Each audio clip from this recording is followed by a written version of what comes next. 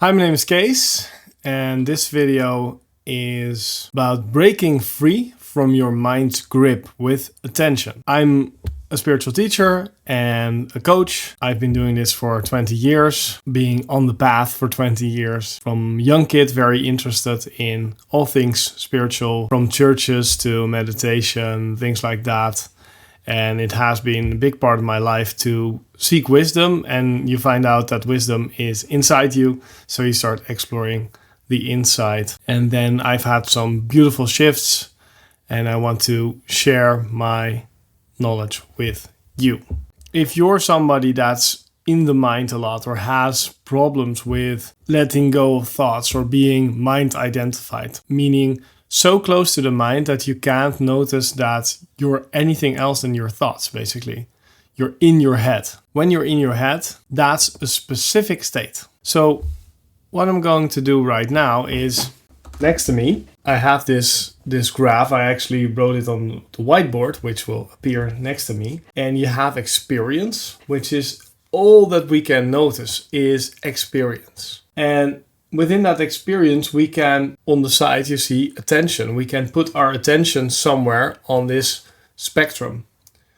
So we can put our attention on energy and emotion, which is the deepest part of us. For some, that's not even noticeable yet. We can put our attention on our thoughts. We can put our attention on our body or our senses. This often happens when we're, for example, doing either deep mindfulness work or we're doing something with our hands, which brings us in the moment, as people say, or in the flow state, because we're skiing, we're doing martial arts or something where we need to pay attention to the body, or we are concentrated in a way where we're focused on the senses, on seeing, on smelling. I can imagine that in combat situations or, when we're in fight, not maybe in flight or in freeze, but this is more where our attention is. And the environment, we can put our attention there as well. So when people are saying, I'm in my head, then what they're actually meaning is that they're focused in on a thought, meaning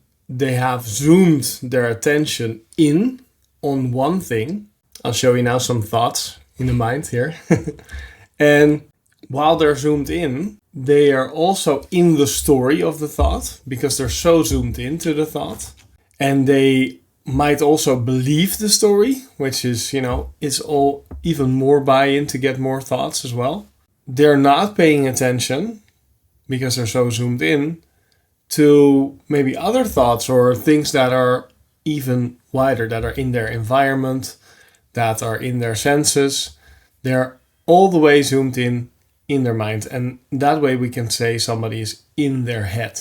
When somebody is in their head, we could work with some attention modulation. Meaning, we need to find out a way for us, and meditation is great for this, to practice a couple of things.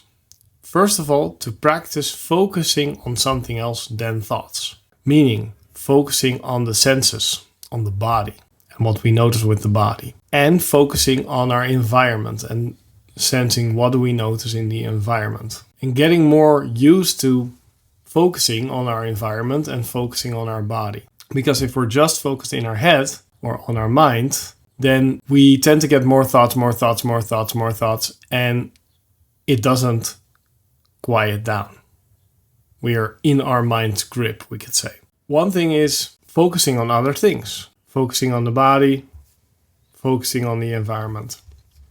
The other thing, which I think is even more important, is learning to zoom out, to understand that these thoughts that we're having are just a part of what's happening. And when we do not really mind so much what comes up in the mind, then we're zoomed out. Then we're zoomed out totally, because we could just see it as just another thought. So practicing this zooming out with meditation, and we do that by doing a meditation where we're not concentrated on something, for example, a mantra or counting or the breath or any type of focus point, because you have two types of meditation. We could do either concentration meditation or a sort of do nothing or mindfulness meditation, where we're not zooming in, but we're actually zooming out.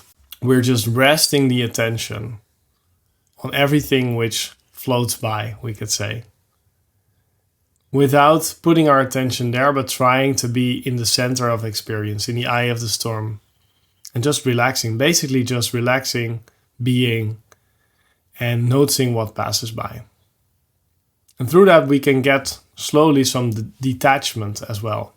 Because a lot of us are really good at concentrating, not as good as we might think, but we're good at focusing in. But we're not so good at zooming in. We're not so good at modulating our attention backwards to zoom out, to actually relax the mind as well. And that way, the mind is never in a state of ease because it can't really zoom out. It's only zoomed in, which takes a lot of energy and a lot of focus.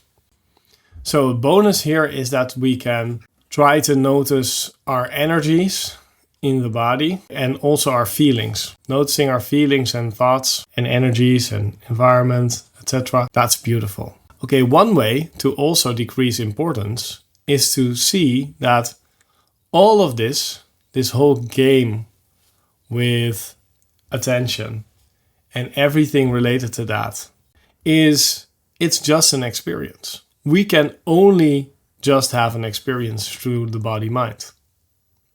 And everything we notice is an interpretation of the brain as well. So it's beautifully just an experience. And when we put all this importance on thoughts, one thing out of this experience, for example, the thought, I can't do it, then not only do we overactivate the mind, we can create too much focus there, we get more thoughts, but also it's just an experience, which again is beautiful.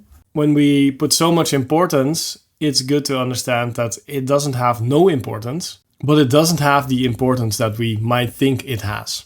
So there's a beautiful meditation, which is part of the Vipassana tradition, which is not the body scanning, but it's noting. And noting, you can, if this appeals to you, you can look it up. But the principle of it, I really like. And that's the fact when something comes up, you label it as what it is. So a thought comes up and you label it thought. You say to yourself, like inside, you say thought or feeling or sound. You label everything which comes by, which makes it into just another experience and not something that gets or needs this importance which we've attached to everything. So emotions or thoughts as in a certain way, let's say anxious thought, right? Or pride thought or something like that. At some point, you might also start to note the arising of something and the passing away. Because a thought comes up and then it goes away again. So it's a thought arising, thought passing away, or arising and gone. There's an impermanence of thoughts. Thoughts are always coming and going. The mind idea is that it's always there, but actually it's just arising and passing away in each moment. It's the circle of life and death right there. And if we zoom out enough, then we can realize one of the instructions, which is one of the first meditation instructions I've got from the app Headspace, like I think quite long ago, over 10 years ago. It said something like, see thoughts as clouds passing by. And I still like Headspace, by the way. If you're a beginning meditator, then guided meditations could be cool. And especially Headspace is a nice way to start.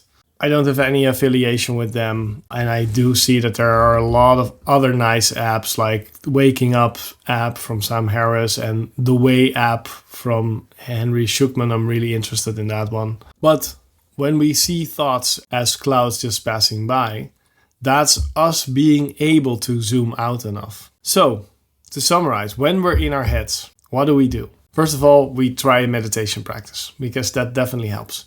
Because we want to practice two types of attention. We want to practice zooming out, like totally relaxing ourselves and not focusing on things that come by, thoughts, feelings, etc. But just letting them be there. Don't think about them or anything like that. Thoughts may come, totally fine, but don't focus on them. You try to modulate your attention where you're not focused in on them. So the other thing is we try to actively explore other experiences, meaning the body. Actively exploring the body, actively exploring the environment with our attention. And through that, we can gain more mindfulness, gain more perspective, and get out of our mind's grip. Much love to you. Bye.